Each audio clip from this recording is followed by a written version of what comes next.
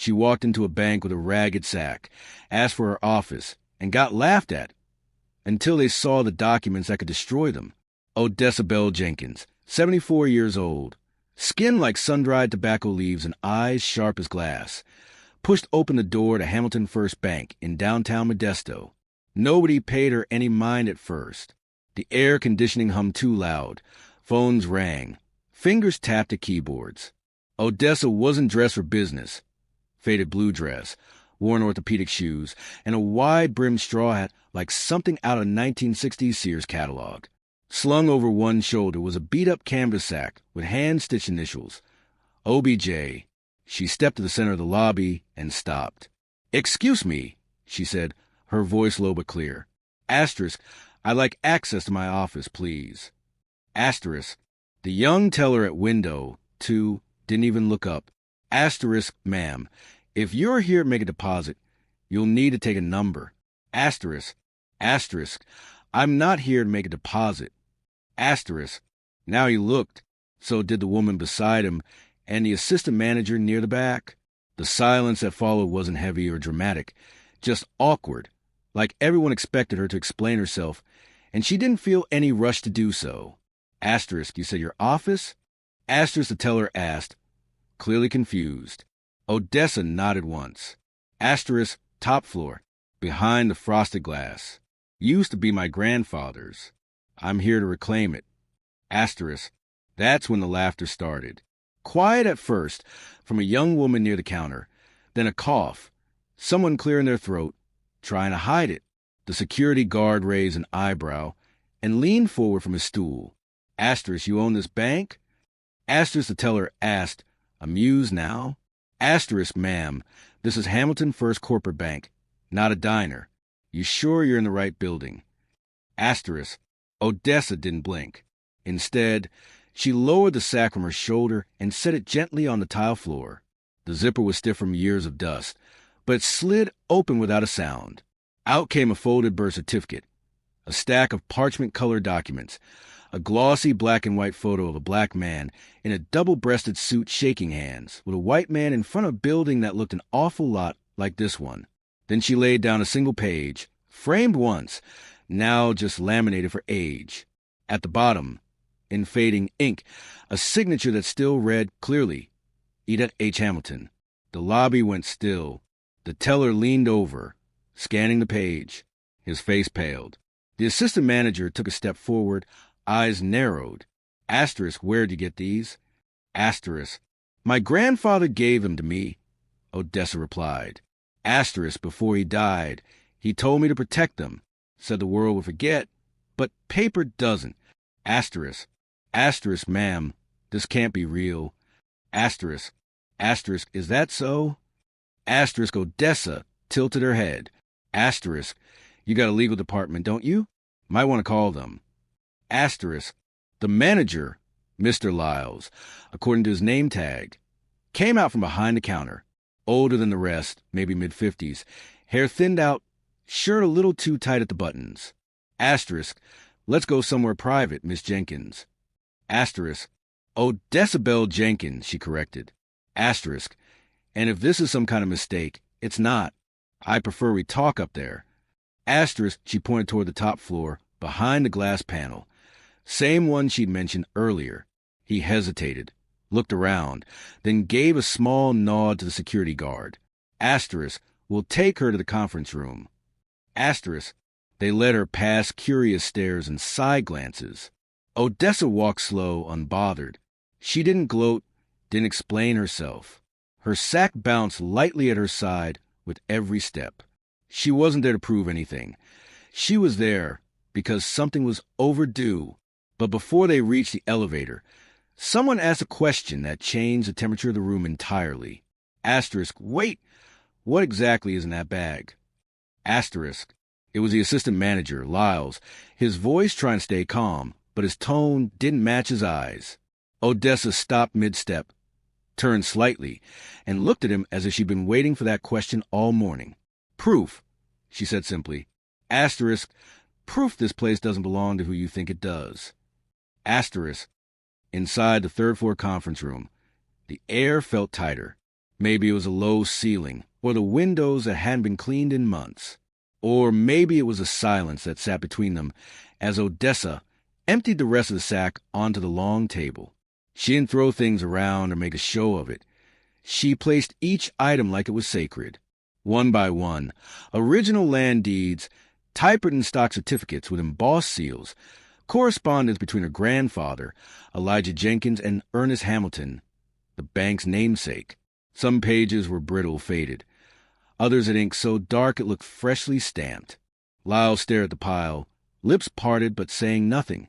Odessa reached for a document in the center and slid it toward him. Asterisk, start with that. Asterisk.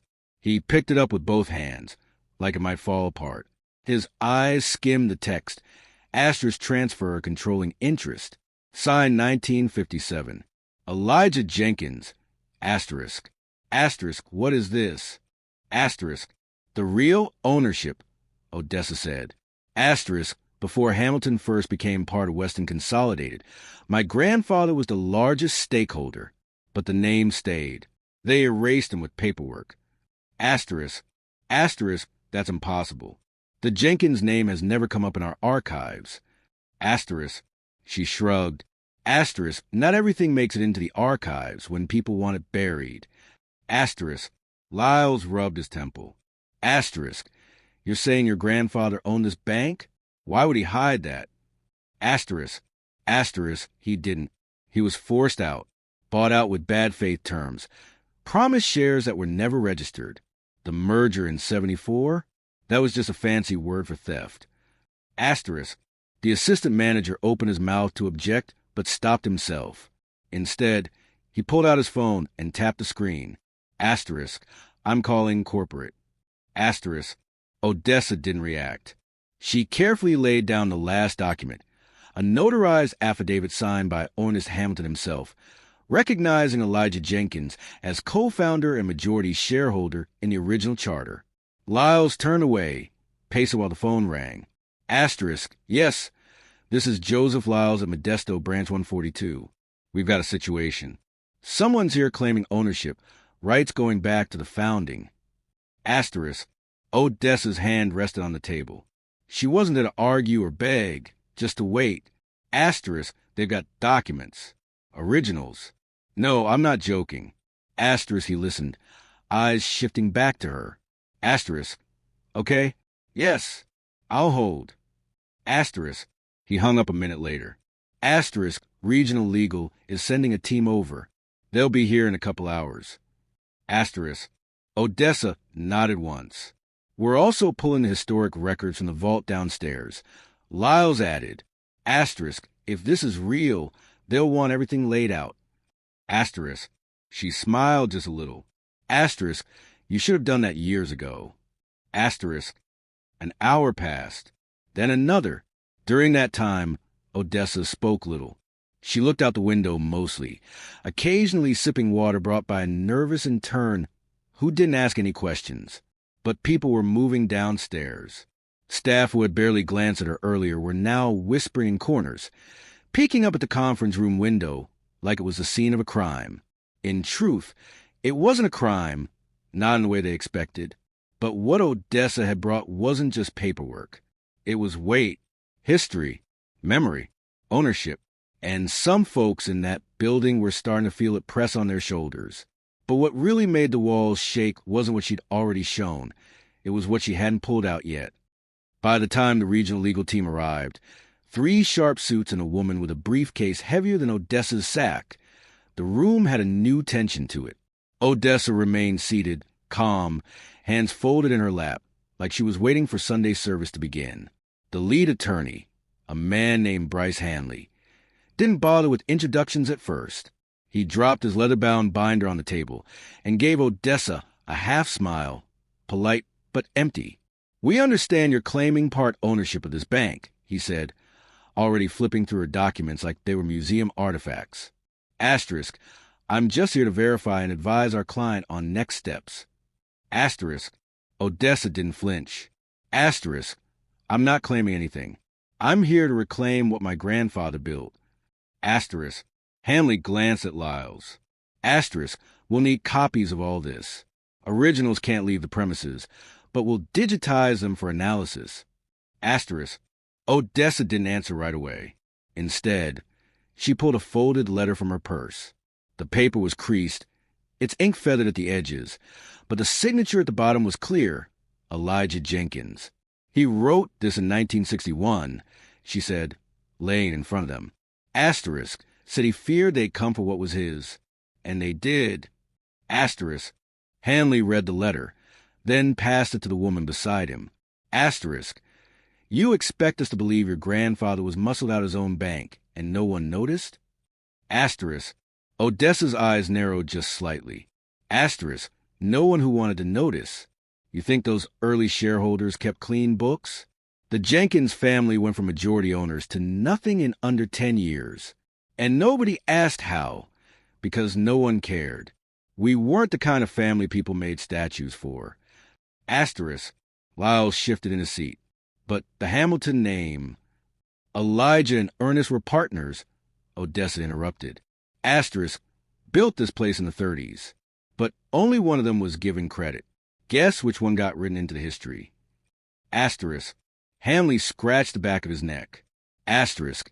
Even if all of this is true, you need to prove continuity of ownership, paper trails, tax filings. Asterisk. They're all in that sack, Odessa said. Asterisk. I've been filing claims with county offices since I was 28.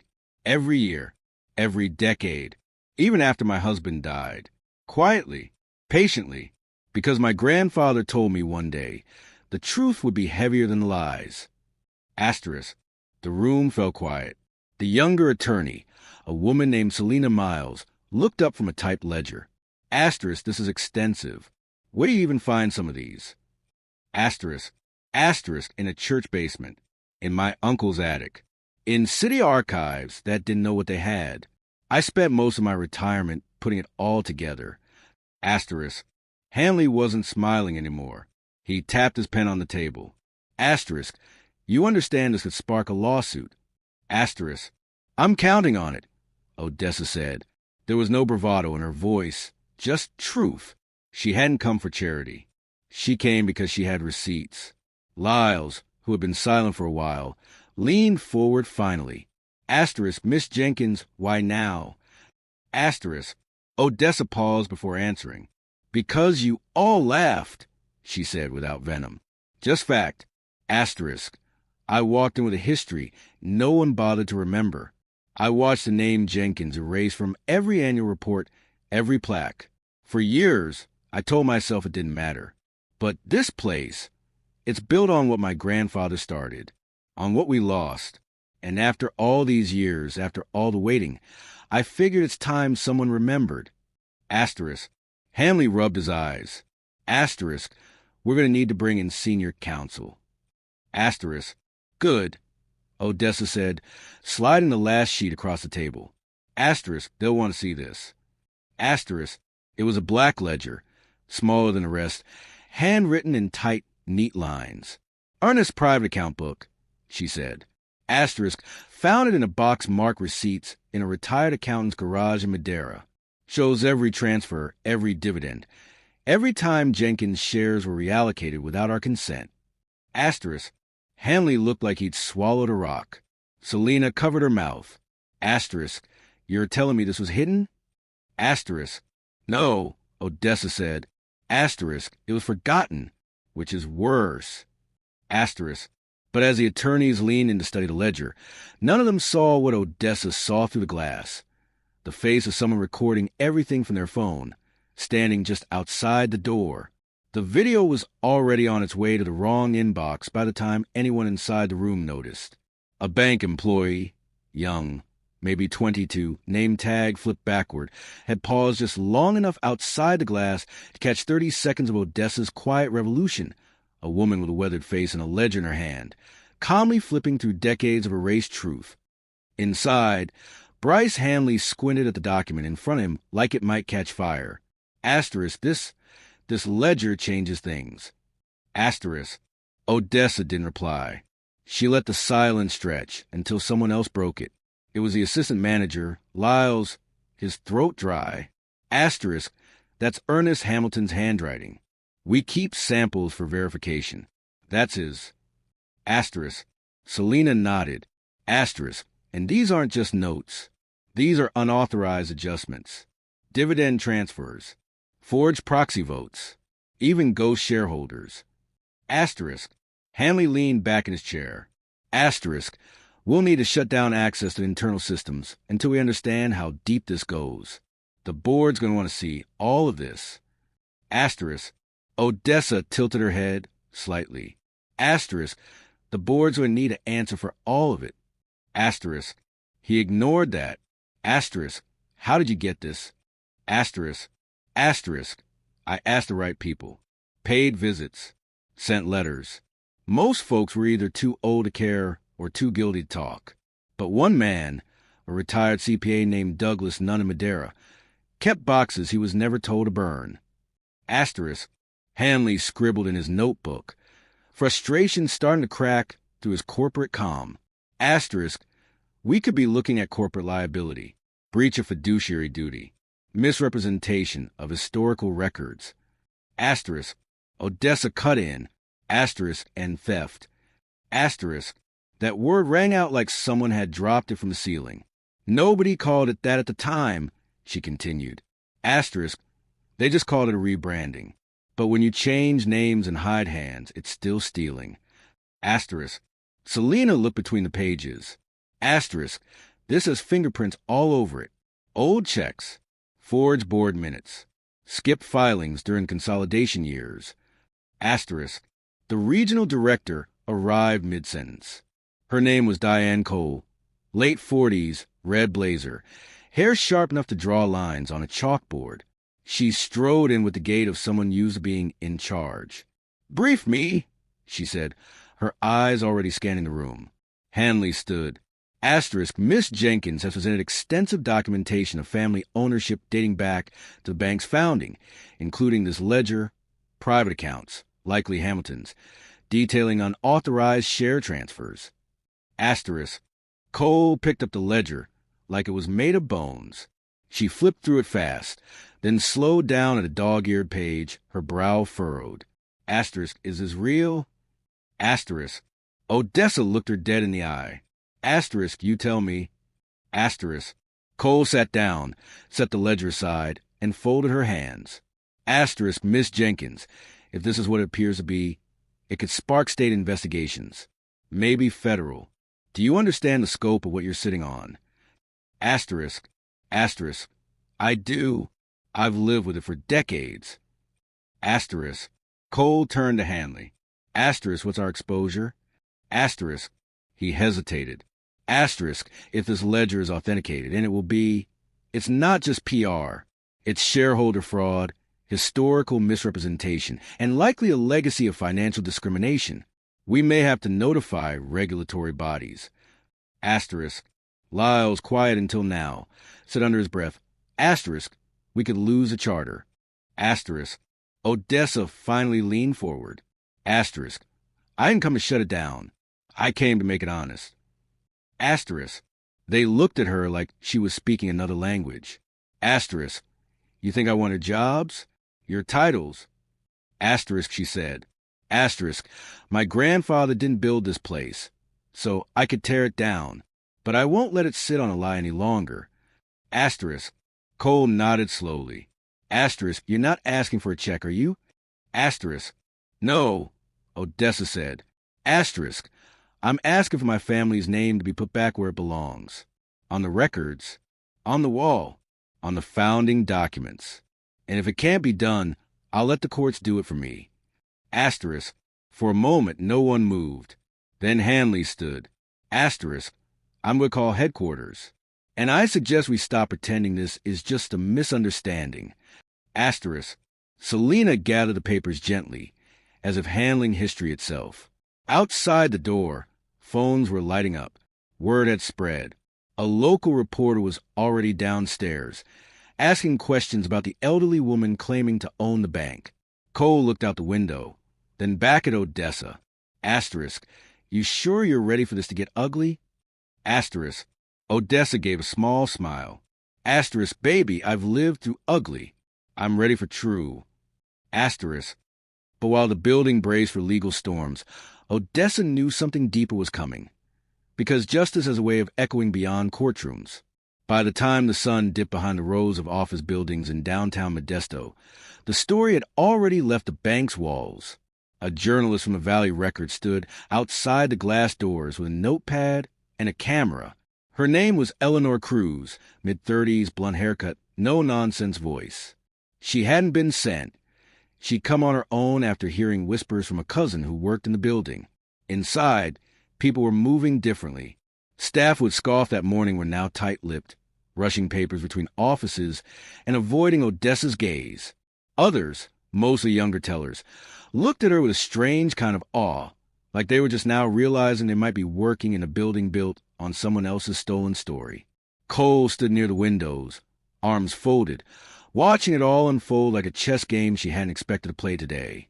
"She's going to want a statement," she said, nodding toward the reporter. Odessa didn't look up from her seat. Asterisk, let her in. Asterisk, asterisk, are you sure? Asterisk, let her in, she repeated. Asterisk, I'm not hiding. Asterisk, moments later. Elena stepped into the conference room, camera slung around her shoulder, recorder already running. Asterisk, I'm told you got proof this bank doesn't own what it says it does. Asterisk, Odessa didn't flinch. Asterisk, I got proof it never did. Not completely. Asterisk, asterisk, and you are... Asterisk, asterisk, Odessa Belle Jenkins, granddaughter of Elijah Jenkins, the man who co-founded this institution and was written out of history without so much as a footnote. Asterisk, Elena sat across from her. Asterisk, that's a bold claim. Asterisk, asterisk, it's not a claim. It's a record. Asterisk, Odessa said. Asterisk, everything you need's on that table. Asterisk, the reporter glanced at Cole. Asterisk, is this being taken seriously? Asterisk, Cole exhaled, tension in her shoulders. Asterisk, we're in the process of reviewing decades of archived material and new documentation that Miss Jenkins has presented. Yes, it's serious. Asterisk, Elena turned back to Odessa. Asterisk, why today? Why now? Asterisk, Odessa leaned forward, hands clasped. Asterisk, because I've buried too many people who waited for the world to care. My mother used to cry every time she walked past this building. She worked in the post office across the street for 28 years, watched the name Jenkins disappear from the foundation plaque. She died before I could show her it meant something. Asterisk, Elena was quiet for a moment, then whispered, Asterisk, you're not doing this for money. Asterisk, Odessa smiled tired. Asterisk, child, if I wanted money, I could have sold these documents to a lawyer years ago. But what's money to a legacy? Asterisk, Hanley, still on the phone across the room. Hung up. Asterisk, headquarters has agreed to begin internal investigation, proceedings effective immediately. Asterisk, asterisk, and the founder's plaque? Asterisk, Odessa asked. Cole spoke this time. Asterisk, will order a replacement with both names. Hamilton and Jenkins. Asterisk, good, Odessa said, her voice flat. Asterisk, but I want the old one sent to me. My grandfather's name should never have been erased in the first place. Asterisk, Elena jotted something in her notebook. Asterisk, do you think this story will inspire others? Asterisk, Odessa gave a small laugh. Asterisk, I don't care if it inspires. I care if it wakes folks up. Families get robbed all the time, not with guns, but with silence. Paper silence. Nobody questions a missing signature if the person missing looks like me. Asterisk, outside, the story had already begun spreading online. A few photos, a short clip of Odessa, placing the ledger on the table, dozens of comments, hundreds of shares. People asking questions about Hamilton First Bank's history. People wondering how many other names were erased for comfort. Inside, the bank's lobby was quiet, not from shame, but from recognition. Cole stood, adjusting her blazer. Asterisk, we'll release a public statement within the next 24 hours. A formal apology and an offer for partnership, should Miss Jenkins accept. Asterisk. Odessa looked out the window. The streetlights flicked on below. Across the street, the post office was already closed. She wondered what her mother would have thought if she'd lived to see this. "I'm not here for a deal," she said. Asterisk. "I'm here to put my grandfather's name back in the light. And if you folks have the decency to do that without another legal battle, I'll call that a start." Asterisk. But the apology would only matter if people remembered why it was necessary. And that part was up to more than just the bank. By morning, the world outside had caught up. The story was on the front page of the Valley Record, spreading across timelines and talk shows. Debbie Jenkins, the woman who walked into a bank with a sack and walked out with history. Headlines loved to make it sound simple. But what Odessa carried wasn't just history. It was memory, stitched together with pain, patience, and proof. The bank issued a public statement just before noon. They called it asterisk, a failure of historic accuracy and a deeply regrettable omission in the bank's founding recognition. Asterisk lawyers had reviewed enough to know it wasn't just an oversight. It was a pattern, and it had taken one woman and one sack to crack it wide open. Inside her modest home just outside Ceres, Odessa sat in her favorite chair, a chipped mug of coffee between her palms. The sack, now nearly empty, lay folded on the coffee table. Next to it sat the old ledger and a new brass nameplate. Jenkins and Hamilton, founders, delivered by a courier that morning with a handwritten note from Diane Cole. Asterisk, we hope this small gesture is a beginning, not an end. You reminded us what truth sounds like when it stands its ground. Asterisk. Her neighbor, Mr. Ridgway, a retired mechanic who used to wave but never talked much, showed up with banana bread and asked if she considered speaking at the local college. Odessa chuckled. "Let me catch my breath first," she told him. But inside, something was different. Not pride, exactly. Not revenge, either. Peace. Because sometimes the hardest part isn't exposing what was done to you. It's waiting long enough for someone to care that it happened. 3 days later, the bank hosted a private ceremony in their newly renamed Jenkins Hamilton Founders Hall. Odessa arrived in a navy blue suit and the same straw hat. She didn't smile for the cameras, didn't shake hands like a politician. She stood in front of the new plaque, ran her fingers across her grandfather's name, and whispered, "Asterisk, you're home now." Asterisk. Elena Cruz attended too, capturing photos and conversations for a follow-up piece.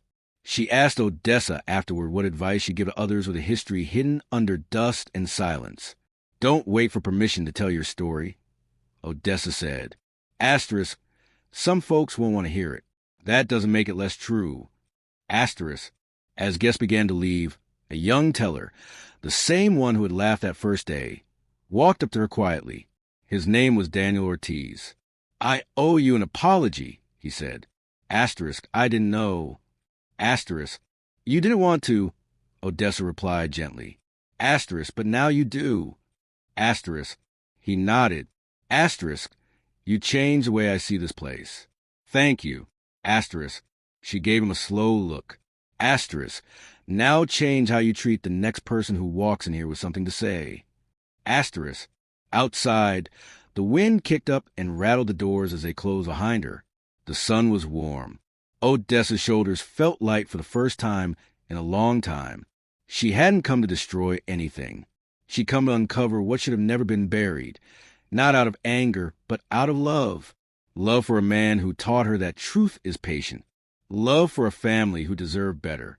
Love for every person who's ever been erased because they weren't easy to remember.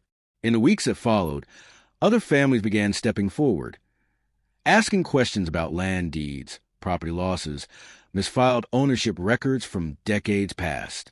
Odessa didn't plan to lead a movement, but her story had already lit a fuse. Because once people realize the silence isn't accidental, they start listening differently. And once they start listening, the world shifts. So if you're sitting on a truth the world forgot, this story is for you. Don't let it rot in a drawer or die in your memory. Speak it, protect it, pass it down.